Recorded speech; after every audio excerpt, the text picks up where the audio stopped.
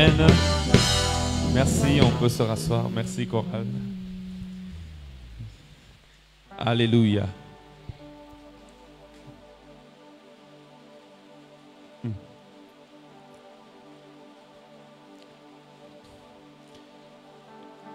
Je bénis Dieu pour l'opportunité qu'il me donne ce soir d'être encore ici. Mes retours. Pour l'opportunité qu'il me donne ce soir. Ah, c'est là-bas. Je ne m'entends pas bien au niveau des retours. Merci. Je bénis Dieu pour l'opportunité qu'il me donne d'être encore ici ce soir. Et je dis un grand merci à Dieu, au pasteur, aussi un grand merci au pasteur Obed pour la marque de confiance. Parce que pour laisser sa chair à quelqu'un d'autre, il faut suffisamment lui faire confiance. Et je me suis rendu compte qu'à chaque fois que je viens ici, il pleut. Alors, sûrement, c'est prophétique. Hein? Je crois qu'il va pleuvoir dans ta vie aussi. Une pluie de bénédiction. Et nous serons encore là demain. Je ne sais pas si le pasteur me permettra de le dire. Demain, il y aura les CD de mon nouvel album. Et je pense qu'après la prédication, on aura peut-être on va peut-être chanter avec la chorale une ou deux chansons. Je vais vous donner le répertoire ce soir à la fin, comme ça vous travaillez dessus. Une ou deux chansons. Et puis après, pour ceux qui pourront avoir ce nouvel album Extrême, vous pourrez l'avoir aussi donc demain. Demain, on viendra avec ici les CD. Et ça a un prix très chrétien. Un prix très chrétien. Seigneur, merci de bénir ta parole. Merci pour l'opportunité que tu me donnes encore aujourd'hui d'être dans ton saint temple afin de parler de toi. Seigneur, je reconnais le privilège, mais aussi la responsabilité. Je te prie de me donner de dire ce que tu as prévu. Non pas un mot de plus et non pas un mot de moins. Je veux être fidèle à la pensée que tu imprimes dans mon cœur. Merci pour ce grand thème. Et merci pour la particularité de ce soir et de demain. Que ton nom soit donc béni au nom de Jésus-Christ. Amen. Je vais être dans le livre de Matthieu, chapitre 17. Matthieu, chapitre 17, notre grand thème, vainqueur dans sa présence. Nous continuons notre grande série que nous avons commencé déjà il y a quelques semaines. Vainqueur dans sa présence. Et il y a, je pense, 2 ou 3 semaines, j'étais ici avec nous. Nous avons parlé de vainqueur de Dieu avec Jacob dans Genèse chapitre 32, qui est justement le thème, le texte principal de ces grandes activités. Mais aujourd'hui, j'ai pris la liberté d'aller avec vous sur 3 ou 4 clés. Ça dépendra si le temps me le permet. 3 ou 4 clés qui nous permettent d'être victorieux, vainqueurs dans sa présence. Et nous allons tirer cela de Matthieu chapitre 17. Si j'arrive pas à tout finir aujourd'hui, je continuerai demain. Si je finis aujourd'hui, demain je viendrai toujours avec un autre aspect de notre grand thème, vainqueur dans sa présence. Donc Matthieu chapitre 17, nous allons commencer à partir du verset 1. Matthieu chapitre 17, nous allons commencer à partir du verset 1 et nous allons lire. Nous allons descendre jusqu'au verset 21. Ça sera très important. Lisez attentivement avec moi. La Bible déclare: 6 jours après, Jésus prit avec lui Pierre, Jacques et Jean, son frère, et il les conduisit à l'écart sur une haute montagne. J'ai envie de dire, il les conduisit dans sa présence. Il fut transfiguré devant eux. Son visage resplendit comme le soleil et ses vêtements devinrent blancs comme la lumière. Et voici Moïse et Élie leur apparurent, s'entretenant avec lui. Pierre, prenant la parole, dit à Jésus: Seigneur, il est bon que nous soyons ici dans ta présence. Si tu le veux, je dresserai ici 3 tentes, une pour toi, une pour Moïse et une pour Élie. Comme il parlait encore, une nuée lumineuse les couvrit et voici une voix fit entendre de la nuée ces paroles: celui-ci est mon fils bien-aimé en qui j'ai mis toute mon affection. Écoutez-le. Lorsqu'ils entendirent cette voix, Les disciples tombèrent sur leur face et furent saisis d'une grande frayeur. Mais Jésus s'approchant les toucha et dit, levez-vous, n'ayez pas peur. Sautons rapidement et allons-y au verset 14. La Bible dit, lorsqu'ils furent arrivés près de la foule, un homme vint se jeter à genoux devant Jésus et dit, Seigneur, aie pitié de mon fils qui est lunatique et qui souffre cruellement. Il tombe souvent dans le feu et souvent dans l'eau.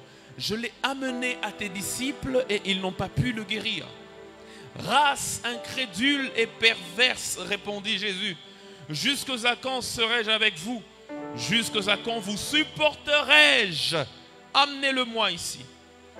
Jésus parla sévèrement au démon qui sortit de lui et l'enfant fut guéri à l'heure même. Alors les disciples s'approchèrent de Jésus et lui dirent en particulier, pourquoi n'avons-nous pas pu chasser ce démon?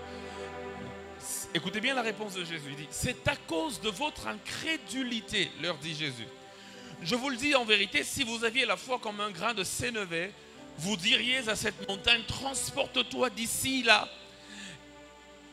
et elle se transporterait. Rien ne vous serait impossible, mais j'aime le verset 21. Mais cette sorte de démon ne sort que par la prière et par le jeûne. Quelqu'un a dit Amen.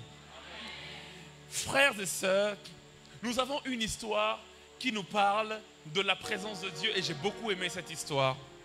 Et j'ai trouvé qu'elle était adaptée à la pensée que le pasteur nous a imprimée dans nos cœurs depuis le début de ses assises. Dans cette histoire, à un moment donné, Jésus décide de prendre, pas tous ses disciples, quelques-uns de ses disciples. Je vais vous mettre dans le contexte afin que vous compreniez exactement ce qui se passe. Mais avant d'aller plus loin, j'aimerais dire deux choses.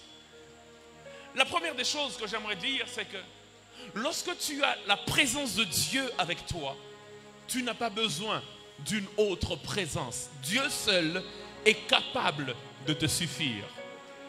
Lorsque Élie est apparu avec Moïse, Pierre dit une chose qui est bien, mais en même temps qui est une erreur. Il dit qu'on dresse 3 tentes. L'une pour toi, Jésus, l'une pour Moïse, l'une pour Élie. Au fait, pour Pierre, il est bon que nous soyons ici.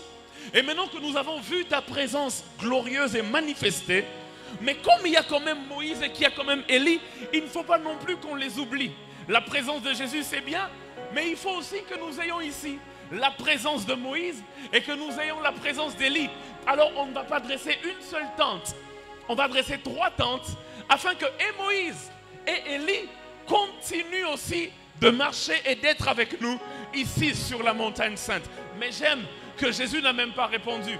Une voix s'est fait entendre du ciel disant, celui-ci, non pas ceux-ci, celui-ci est mon fils bien-aimé, écoutez-le. En d'autres termes, si vous avez déjà Jésus, vous n'avez pas encore besoin de Moïse et vous n'avez pas besoin d'Élie. La seule présence de Jésus devrait vous suffire. Est-ce que je suis en train de parler à quelqu'un? Il dit, la seule présence de Jésus. Il y avait 3 personnes, mais la voix n'a pas dit, ceux-ci sont mes fils bien-aimés. Non, la voix a zappé Moïse, la voix a zappé Élie, la voix s'est concentrée sur Jésus. Et le Père, parlant du ciel, dit à tout le monde, ne faites pas l'erreur de croire que vous pourrez avoir les mêmes résultats si vous avez Moïse. Moïse lui-même avait compris, quand je lui ai dit, mon ange vous accompagnera, il a dit, si ta présence ne part pas avec nous, ne nous fais pas quitter ce lieu. J'aimerais dire à quelqu'un, si tu as Jésus, tu as tout ce dont tu as besoin. Sa présence.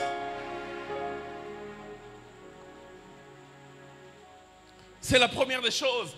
Mais la deuxième des choses que j'aimerais dire, avant de nous peindre le tableau et de nous donner les clés importantes pour nous ce soir, afin d'être victorieux dans sa présence, la deuxième des choses que j'aimerais dire ce soir, que j'ai compris en lisant ce texte, c'est que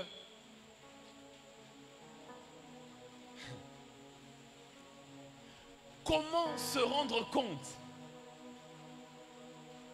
que on a reçu des choses dans sa présence. On ne s'en rend pas toujours compte lorsqu'on est dans sa présence. La deuxième des choses que j'aimerais dire, le vrai test qui prouve qu'on a été victorieux dans la présence de Dieu, c'est lorsque nous affrontons les défis de la vie. Alléluia. Là-bas, ici, c'est bien de crier, ouais, j'ai reçu des choses de la part de Dieu, je suis victorieux. Mais quand tu finis de jeûner et de prier, comme Jésus avait fini de jeûner et de prier, Satan est venu le tenter et il dit, change cette pierre en pain afin que l'on sache que tu es le Fils de Dieu. Si vraiment tu as été vainqueur dans la présence de Dieu, alors tu peux aussi vaincre toutes les tentations qui viennent au-devant de toi. Le vrai test, ce n'est pas sur la montagne. Le vrai test, c'est lorsque tu descends de la montagne, au bas de la montagne. Et là, c'est là que j'entre, et la transition me permet d'entrer dans mon message de ce soir. Il y avait 2 tableaux. Lorsqu'on lit ce texte, on ne se rend pas compte à première lecture de ces 2 tableaux. Mais il y avait 2 tableaux. Premièrement, Jésus n'est pas monté avec tout le monde dans sa présence. Il n'est pas monté avec tout le monde sur la montagne. La Bible dit 6 jours après, Jésus prit avec lui Pierre, Jacques et Jean. Je vous pose la question, Jésus avait combien de disciples?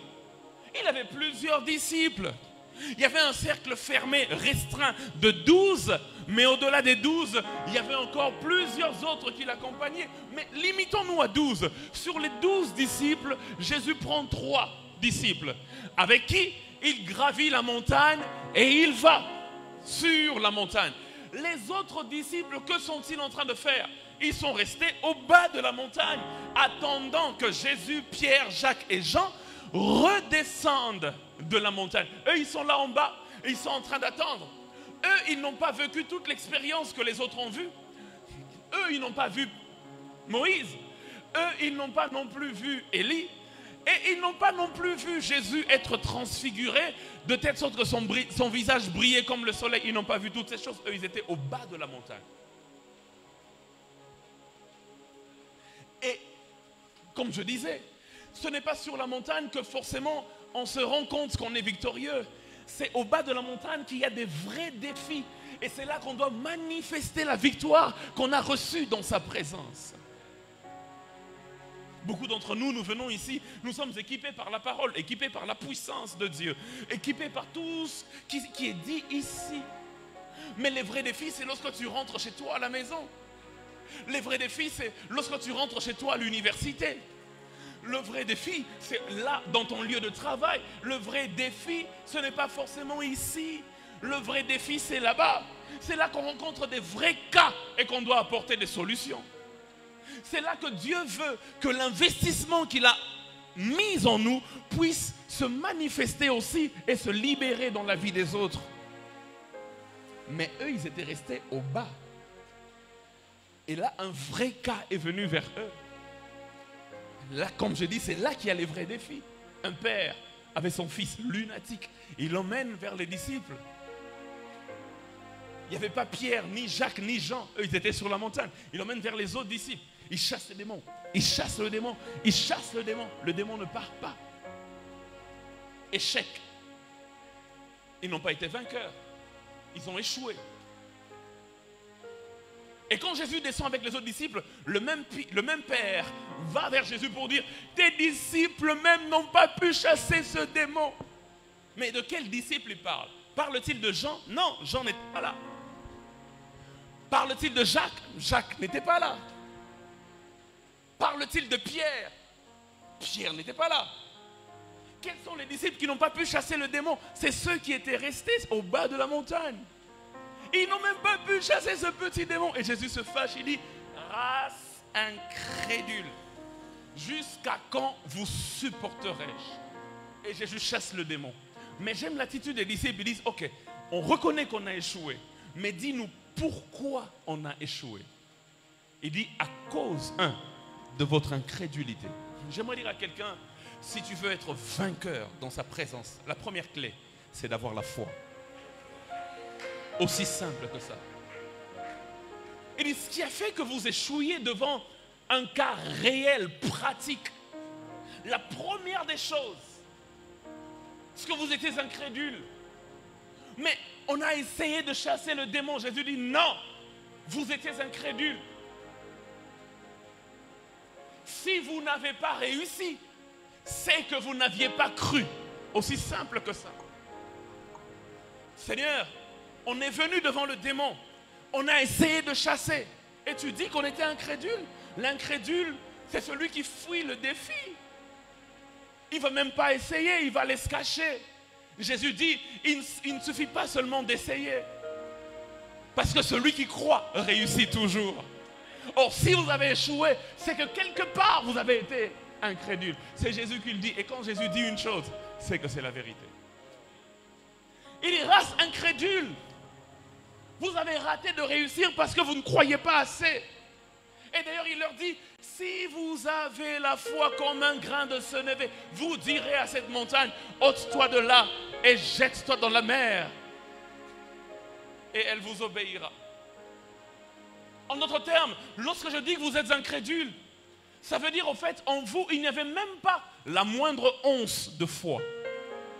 Parce que Jésus explique, le plus important n'est pas la grandeur de la foi. Mais le plus important, c'est la présence de la foi. Si vous avez la foi, même si elle n'est pas grande, même si elle est petite comme un grain de sénévé, elle peut déplacer des montagnes. Le plus important n'est pas avoir une grande foi, mais c'est d'avoir quand même la foi, même si elle est petite. Et si vous n'avez pas réussi à chasser le démon, c'est que même la petite foi comme un grain de sénévé, vous ne l'aviez pas. Race incrédule. Nous venons dans la présence de Dieu, nous demandons des choses, nous exigeons le miracle, mais est-ce que nous avons la foi? Est-ce que nous croyons en ce que nous demandons? Est-ce que je peux révéler quelque chose à quelqu'un? Beaucoup de gens pensent que lorsqu'il vient ici et qu'il dit « j'aurai ce travail, je déclare, j'aurai ce travail, je déclare, j'aurai ce travail », alors c'est qu'il croit.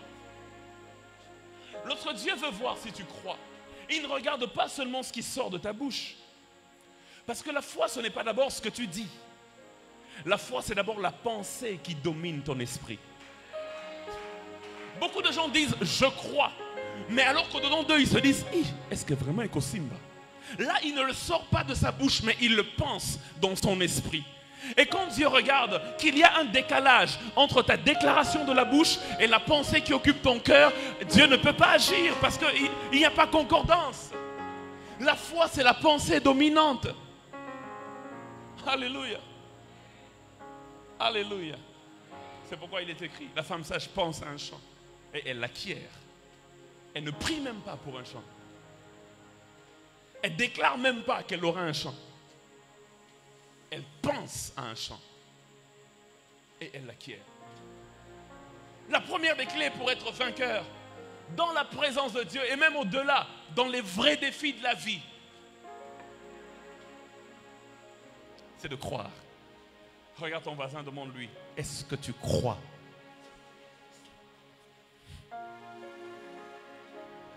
Est-ce que tu crois?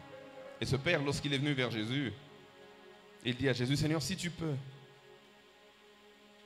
guéris mon fils. Ça, c'est Luc qui le dit. Et Jésus se fâche et dit, si tu peux, comment ça?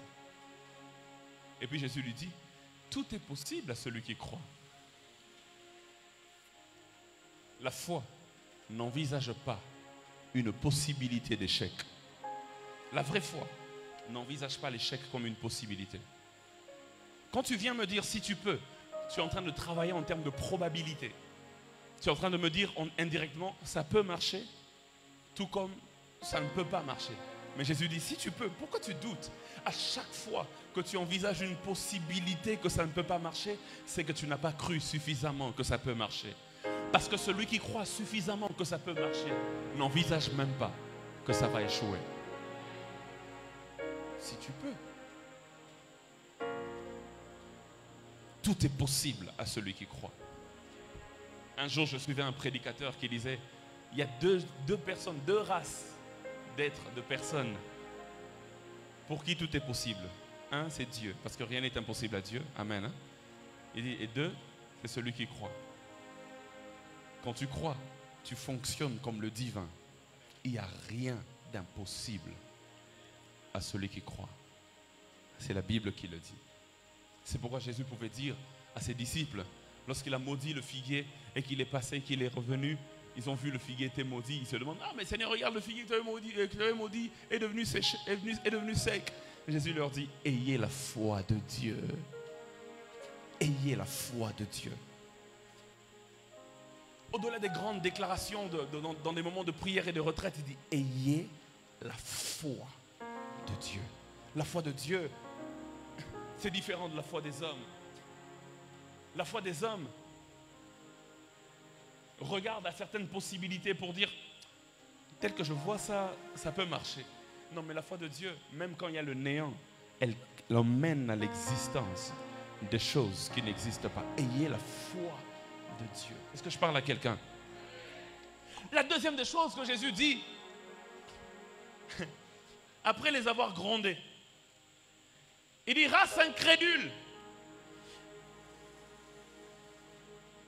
Mais pourquoi n'ont pas pu chasser le démon? Au verset 20, il dit, c'est à cause de votre incrédulité. C'est parce que vous manquez de foi que vous n'avez pas pu chasser le démon. Mais j'aime le verset 21. Lorsqu'il dit, vous êtes incrédule, vous n'avez pas pu chasser le démon. Et puis, lui-même Jésus, ouais, Jésus et moi à réfléchir. Et puis il leur dit à la fin, il dit, mais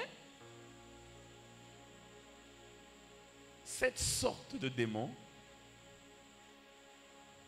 ne s'en vont que par la prière et le jeûne. Jésus nous donne une deuxième clé, la prière. Mais Seigneur, je pensais que c'était seulement mon incrédulité qui a fait que je n'avais pas de résultat. Jésus dit, même si tu as la foi, il faut associer à la foi la prière pour avoir le résultat. Est-ce que je parle à quelqu'un?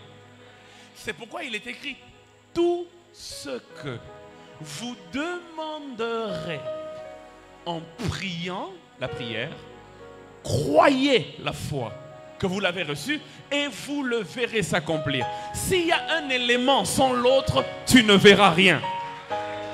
Alléluia.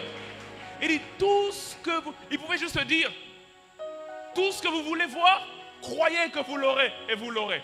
Non, mais c'est pas ce qu'il dit. Il dit, si vous croyez, il faudrait prier. Et si vous priez, il faudrait croire. L'un sans l'autre n'emmène pas la victoire dans sa présence. C'est pour cela un jour, la Bible dit dans Luc 18, et Jésus leur dit une parabole pour leur montrer qu'il fallait toujours prier sans se lasser. Vous connaissez la parabole? C'est la femme qui était veuve et qui venait demander justice au juge inique, dit la Bible. Et la Bible déclare que cette femme, le juge a dit, même si je ne crains pas Dieu et que je n'ai d'égard pour personne, mais parce qu'elle m'importune, je vais lui donner la solution à son problème. Jésus leur a enseigné la parabole. Pourquoi? La Bible dit pour leur montrer qu'il fallait toujours prier. C'est pas moi qui le dis, Luc 18, 1. Jésus leur adressa une parabole pour montrer qu'il faut toujours prier et ne point se relâcher. Je pensais que la parabole concernait la prière. Mais regardez la fin de la parabole. Il dit à la fin, il dit au verset 8, je vous le dis, il leur fera promptement justice. Mais quand le Fils de l'homme viendra, trouvera-t-il la foi sur terre? Mais Seigneur, tu parles de la prière. Pourquoi tu conclus en parlant de la foi? Parce qu'à chaque fois qu'il y a prière, il faut qu'il y ait foi. Et à chaque fois qu'il y a foi, il faut qu'il y ait prière. L'un sans l'autre ne donne pas de victoire dans sa présence. Est-ce que je parle à quelqu'un?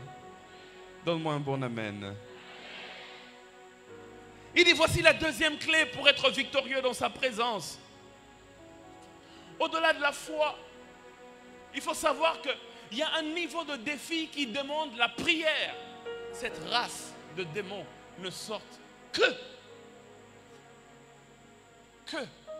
par la prière. Si tu ne pries pas, ça ne partira pas. D'ailleurs, la preuve que tu crois, c'est quand tu pries. Parce qu'il est écrit, or, sans la foi, il est quoi? Difficile, non, impossible d'être agréable à... Mais regardez la suite. La suite parle de la prière. Il dit, parce qu'il faut que celui qui s'approche de Dieu, comment on s'approche de Dieu? Par la prière. Croit que Dieu existe et qu'il est le rémunérateur de ceux qui le cherchent. Lorsqu'il parle de la foi, il introduit toujours la notion de la prière. La preuve que tu crois, c'est quand tu pries. Alléluia. Parce que tu pries qui? Tu pries Dieu. Est-ce que Dieu, tu le vois? Tu ne le vois pas. Mais tu crois qu'en parlant à quelqu'un que tu ne vois pas, il t'écoute et il agit. La preuve de la foi, c'est la prière. Car il faut que celui qui s'approche de Dieu. Jésus introduit une autre clé. Il dit, car cette sorte de démon, ça ne sort pas parce que vous êtes incrédule. 2, parce que vous n'avez pas assez prié, il faut prier. Et 3, il dit, ça sort que aussi par le jeûne.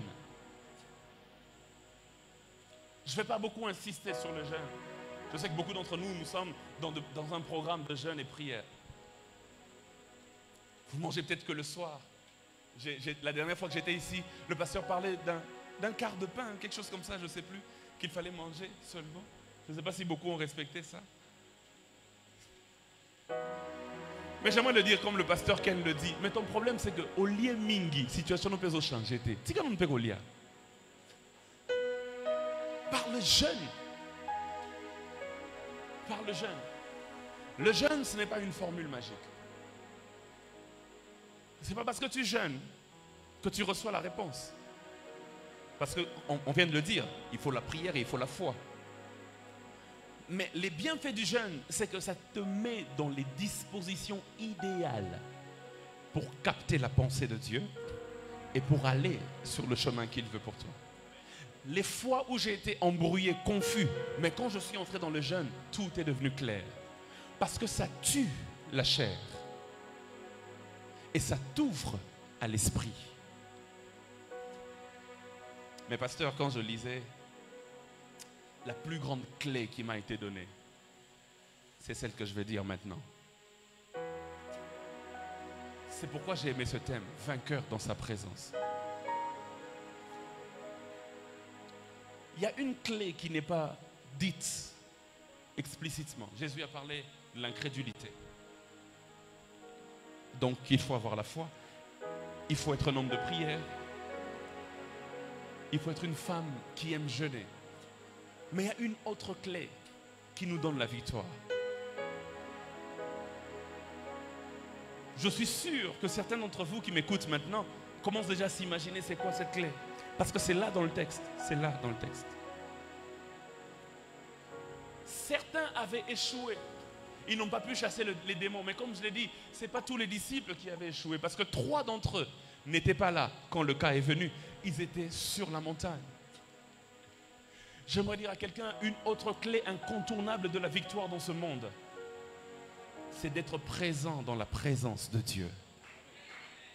Ceux qui n'étaient pas montés, on leur a emmené un cas, ils n'ont pas pu le résoudre. Mais je reste convaincu que si ce cas avait été donné à Pierre, ou à Jacques, ou à Jean, ce père allait déjà depuis longtemps trouver la solution. Qu'est-ce qui se passe? Jésus descend avec Pierre, Jacques et Jean. Et alors qu'ils arrivent vers le bas de la montagne, il y a un papa qui court vers Jésus et qui dit, tes disciples, quels disciples? Ceux qui étaient là restés, n'ont pas pu chasser un petit démon. Jésus se fâche. Et puis il dit, jusqu'à quand vous supporterai-je? Qui? Vous là qui étiez restés. Mais Seigneur, s'ils n'ont pas pu chasser le démon, c'est parce qu'ils n'ont pas connu l'expérience de la montagne. Sur la montagne, on est équipé pour renverser les défis de la vie.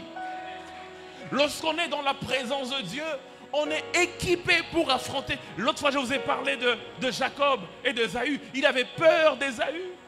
Il aurait été battu par Ésaü. Mais lorsqu'il a été victorieux dans la présence de Dieu et que Dieu l'a déclaré vainqueur, même Ésaü ne le faisait plus peur. Il est arrivé vers Ésaü et rien ne s'est passé. Quand tu as vaincu à la montagne, quand tu as vaincu dans la présence de Dieu, plus rien ne peut t'embrouiller sur la terre. Plus rien ne peut t'embrouiller dans la réalité des choses. C'est pourquoi certains problèmes qui viennent vers vous, la solution c'est d'entrer dans la présence de Dieu. Et là de commencer à dire, si tu arrives à vaincre spirituellement, même physiquement, ça va te suivre. Parce que la présence de Dieu, elle t'équipe pour la victoire. Elle t'équipe pour la victoire. Si tu n'es pas avec Jésus sur la montagne, le jour où un démon viendra, tu n'arriveras pas à le vaincre. Mais quand tu es avec lui, pourquoi je le dis? Pourquoi je suis si sûr de le dire? Vous allez me dire, mais prédicateur, la Bible n'a pas mentionné là où ce père a emmené le démon, le démoniaque, chez Jean ou Jacques ou Pierre. Qu'est-ce qui prouve que s'il l'avait emmené chez Jean, Jacques ou Pierre, le démon serait parti? Vous savez ce qui prouve que le démon serait parti? C'est parce qu'eux, ils étaient déjà équipés. Je vais vous montrer pourquoi ils étaient équipés. Le père donne la description de comment le démon embrouille la vie de son fils. Il dit une chose que j'ai retenue, qui m'a mise sur la piste. Est-ce que vous êtes là? Il dit, Seigneur, verset 15, aie pitié de mon fils, qui est lunatique et qui souffre cruellement. Écoute, il tombe souvent dans le feu et souvent dans l'eau. Ça, c'est la description. Le fils est lunatique. Il dit, il tombe souvent dans le feu et souvent dans quoi? Dans l'eau. Il dit, et je l'ai emmené vers tes disciples. Ils n'ont pas pu le guérir. Mais Pierre aurait pu guérir. Pourquoi? Parce que sur la montagne, Pierre était avec quelqu'un qui avait fait descendre le feu et il était avec quelqu'un qui avait divisé les eaux. Pierre, sur la montagne, a vu Élie. Élie avait fait descendre le feu du ciel et sur la montagne, il a vu Moïse. Moïse avait séparé les eaux en deux et le démon jette l'enfant dans le feu et il jette l'enfant dans l'eau. Mais avec l'expérience de la montagne, j'aimerais dire à quelqu'un, avec l'expérience de la montagne, il n'y a aucun défi qui peut me résister.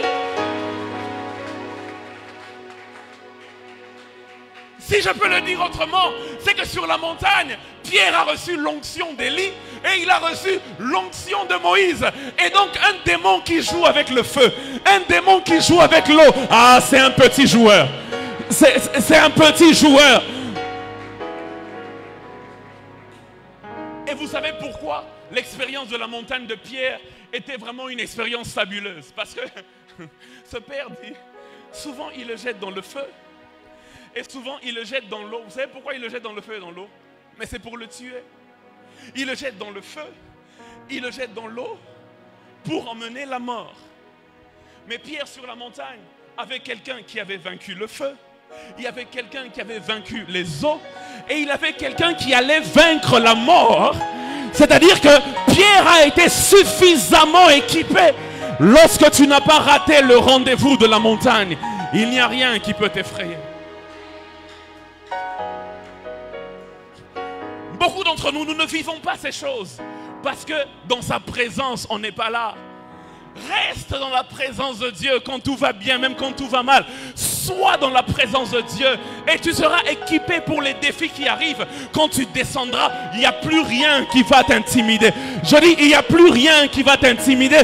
La maladie qui te dérange, dans la présence de Dieu, tu as la solution. Le célibat de ta famille, tu vas le vaincre dans la présence de Dieu. C'est là que les gens vont se rendre compte. Ah, mais comment nous tous, nous vivons les mêmes réalités? Mais il est de la même famille, né du même père et de la même mère. Mais lui, sa vie est différente. Mais Amesanana Nzambe na présence naïe. C'est pourquoi les petites bêtes réalités n'arrivent pas à le vaincre. une clé importante. Beaucoup de jeunes prient, croient, mais ne sont pas équipés. Parce qu'ils n'ont pas été avec Jésus sur la montagne.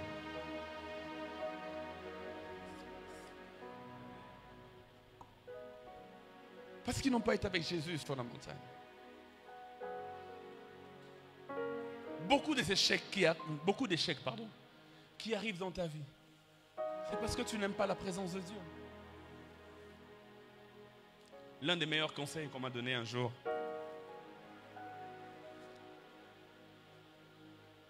et là j'aimerais parler surtout à ceux qui servent Dieu. On a comme l'impression lorsqu'on regarde que ceux qui étaient restés au bas de la montagne, en tout cas ils essayaient de servir Dieu. On leur emmenait un cas, ils devaient chasser le démon, c'est ça, servir Dieu. Ils servent Dieu. Est-ce qu'ils étaient en train de pécher? Non. Au contraire, ils essayaient de servir Dieu en amenant une solution à un problème de quelqu'un. Mais alors qu'eux sont en train de servir Dieu au bas de la montagne, il y en a qui sont au-dessus de la montagne, on a comme l'impression qu'eux, ils ne font rien en fait. Nous, on se bat ici. Nous, on affronte les réalités. Nous, on connaît les besoins du terrain. Et eux, ils sont là à la montagne. Ils ne font rien. Tout le temps en train de prier, en train de prier. Le vrai défi, c'est sur le terrain. C'est vrai. C'est vrai. Mais nous devons savoir que l'ordre des choses, Dieu ne nous appelle pas d'abord pour le servir. Dieu nous appelle d'abord pour être avec lui. Ce n'est pas moi qui le dis. C'est Marc qui le dit. Chapitre 3, verset 13. Il dit, il monta ensuite sur la montagne. Il appela ceux qu'il voulut. Et ils vinrent auprès de lui. Verset 14. Il en établit 12. 1 pour les avoir avec lui et 2 pour les envoyer prêcher avec le pouvoir de chasser les démons. Avant qu'on ne dise qu'il les a appelés pour qu'ils le servent, donc qu'ils aillent prêcher, Marc dit d'abord qu'il les a appelés pour qu'ils soient avec lui. C'est encore la notion de la présence de Dieu. Être dans la présence de Dieu d'abord, avant d'aller exercer auprès du monde.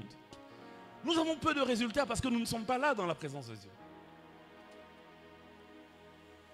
Nous avons peu de résultats parce qu'on n'est pas là. C'est dans la présence de Dieu qu'il nous équipe. C'est là qu'il nous parle. Mais comment tu le serviras efficacement si tu ne sais même pas ce qu'il veut que tu fasses? C'est là, quand tu es dans sa présence, que tu reçois les instructions. Et à chaque fois que tu reçois une instruction, elle vient toujours avec une onction particulière. Et c'est de cette sorte-là que lorsque tu te retrouveras devant les défis, tu auras la victoire. Le problème, c'est que lorsqu'il faut être dans la présence de Dieu, toi tu dors. Lorsqu'il faut chercher Dieu, tu n'es pas là. Mais tu espères que dans les défis de la vie, que tu sois victorieux. Si tu veux être victorieux dans la vie, commence par être victorieux dans la présence de Dieu. Alléluia. C'est là qu'il t'équipe, au fait. C'est là qu'il t'équipe. C'est là qu'il t'équipe. Et il y a quelqu'un ce soir, tu as abandonné la présence de Dieu. Il y a quelqu'un ce soir qui ne cherche plus Dieu comme avant. Et Dieu dit, reviens à ton premier amour. Je me souviens parfois, on allait à la montagne prier, non pas parce qu'on a un séminaire. Un jour, Dieu m'a fait le reproche, il m'a dit, aime-moi plus que tu n'aimes le ministère que je t'ai donné.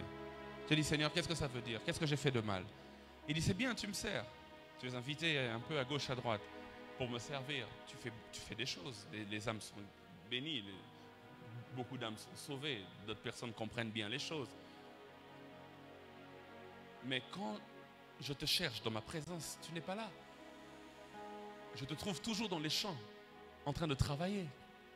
Mais j'ai besoin de toi ici, dans ma présence. Vous pensez que lorsque Dieu a dit à Adam au jardin d'Éden, où es-tu? Vous pensez que Dieu ne sait pas où est Adam?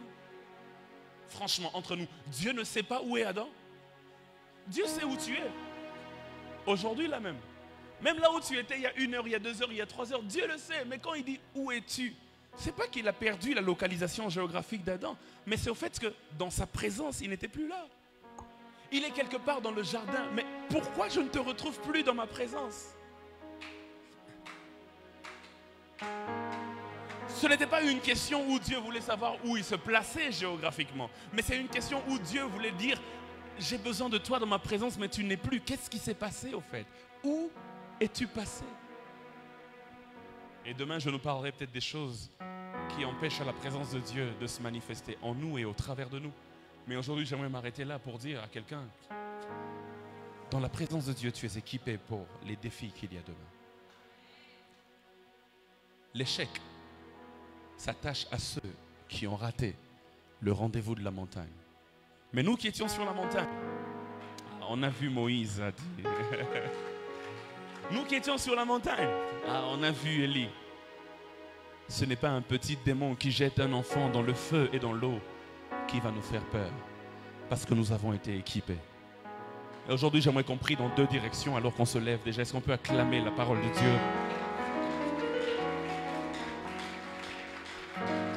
Non, acclame bien la parole de Dieu, acclame bien la parole de Dieu, acclame, acclame, acclame, acclame, acclame.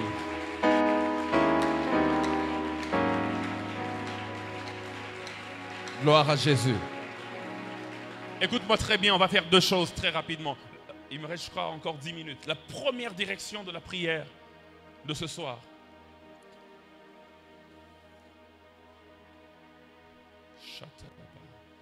Nous allons dire à Dieu, Seigneur, me voici dans ta présence. Équipe-moi pour les défis que j'ai dans ma vie. Très simple. Très simple. Est-ce que tu peux me donner la clé 5, sol? Seigneur, me voici dans ta présence. Équipe-moi pour les défis qu'il y a dans ma vie. Équipe-moi, équipe-moi. Équipe-moi. Tu peux élever ta voix, commencer à prier. Dis, Seigneur, me voici dans ta présence. Équipe-moi pour les défis qu'il y a demain. Seigneur, me voici dans ta présence. Regarde les défis que j'ai laissés à la maison. Regarde les défis que j'ai laissés à la maison. À la maison, j'ai laissé pas d'argent. Il n'y a pas d'argent, il n'y a pas de nourriture. Regarde mes défis. J'ai laissé un enfant malade. Seigneur, me voici dans ta présence. Équipe-moi pour les défis qu'il y a au bas de la montagne. Équipe-moi. Alors que tu es en train de prier, il est en train de t'équiper. Alors que tu es en train de prier, il est en train de t'équiper. Prie et demande-le avec foi. Il est en train de t'équiper, de t'équiper, de t'équiper. Oui, j'aime, oui, j'aime. Oui, j'aime ta présence. Oui, j'aime, oui, j'aime. Oui, j'aime ta présence. Oui, j'aime, oui, j'aime. Oui, j'aime ta présence. Oui, j'aime, oui, j'aime. Oui, j'aime ta présence. On chante ensemble. Oui, j'aime. Oui, j'aime. Oui, j'aime. Oui, j'aime ta présence. Oui, j'aime ta présence. Oui, j'aime. Oui, j'aime. Oui, j'aime ta présence. Oui, j'aime ta présence. Oui, j'aime. Oui, j'aime. Oui, j'aime. Oui, j'aime ta présence. Oui, j'aime. Oui, j'aime. Oui, j'aime ta présence. Oui, j'aime ta présence.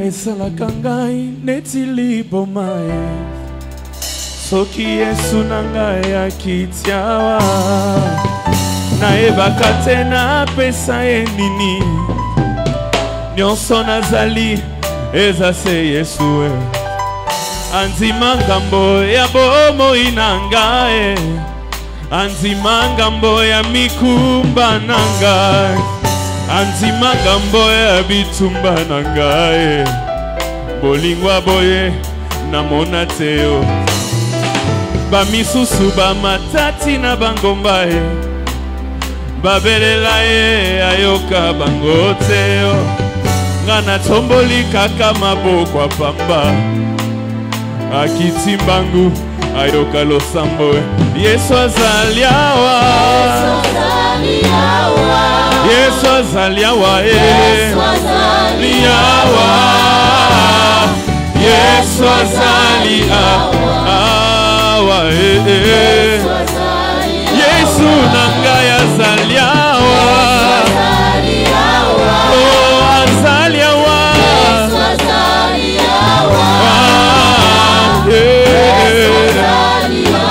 oh Yesu nanga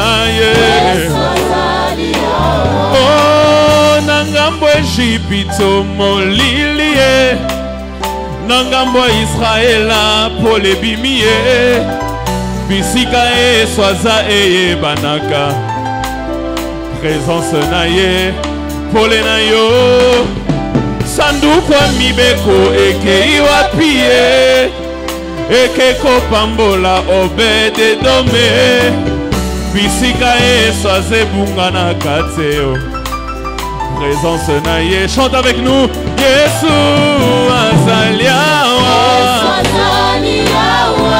Yesu azali awa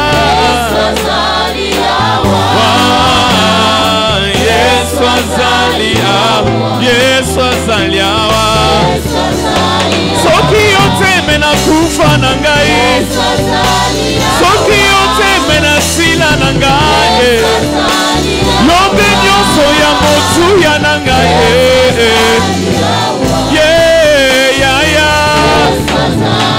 mobimba na ngase mawa na yo mobimba na ngase molu na yo yonzimelanga ntango moto anzimanga te ngai nalingi ye yonde nyonso ya motuya na ngai soki yo teme na sila na ngai ozalaka pene na ngai ngai nalingi ye Seigneur, équipe-nous dans ta présence alors que nous avons tout laissé, alors que nous avons tout abandonné. Équipe-nous dans ta présence.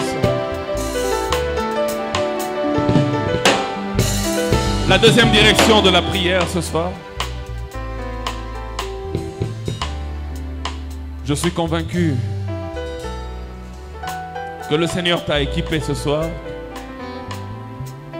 Mais maintenant, j'aimerais que tu utilises cet équipement qu'il t'a donné, cette autorité qu'il t'a donnée.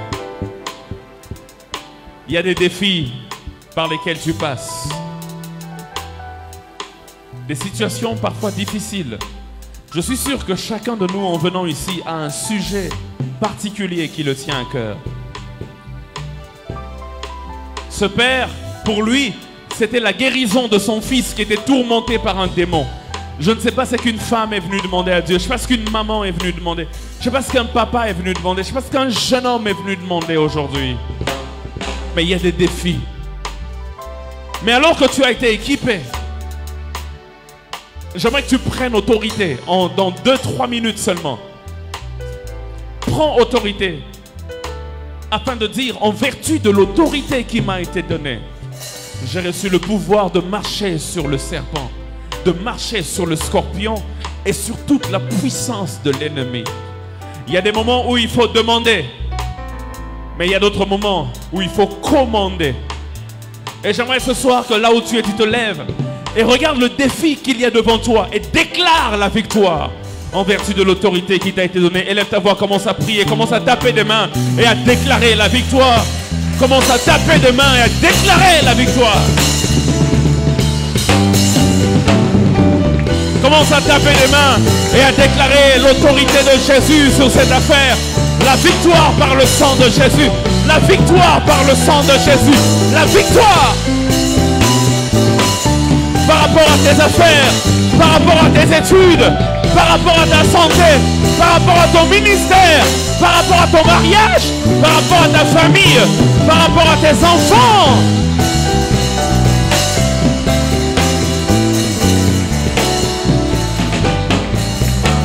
Déclare la victoire, déclare la victoire, déclare la victoire. Déclare la victoire, déclare la victoire, déclare la victoire. Déclare la victoire, déclare la victoire, déclare la victoire. Je suis victorieux dans sa présence. Avant d'être victorieux au bas de la montagne, il faut d'abord être victorieux sur la montagne. Nous sommes sur la montagne de Dieu et nous déclarons la victoire. Nous déclarons la victoire. Quelqu'un déclare la victoire sur le corona. Quelqu'un déclare la victoire sur sa maladie. Quelqu'un déclare la victoire par rapport à ce projet de mariage. Quelqu'un déclare la victoire par rapport à cette liste de la dot. Quelqu'un déclare la victoire.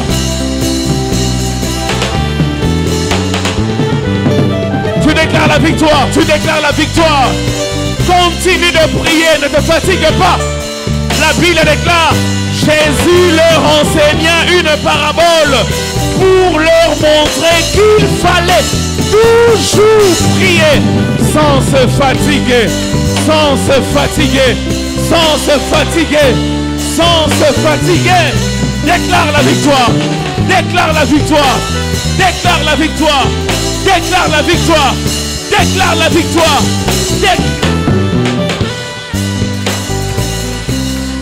Déclare que toutes ces situations sont sous tes pieds. Tu as reçu l'autorité de marcher sur le serpent, de marcher sur le scorpion. Commence à marcher sur le serpent, sur le scorpion, sur toute la puissance de l'ennemi. Et rien ne pourra te nuire, et rien ne pourra te nuire, et rien ne pourra te nuire, et rien ne pourra te nuire, et rien ne pourra te nuire, et rien ne pourra te nuire, et rien ne pourra te nuire. Par rapport à cette campagne démoniaque pour te salir, pour salir ton église, pour salir ta maison, tu es victorieux, tu es victorieux, tu es victorieux, tu es victorieux, tu es victorieux, tu es victorieux, tu es victorieux, tu es victorieux, tu es victorieux dans le nom de Jésus.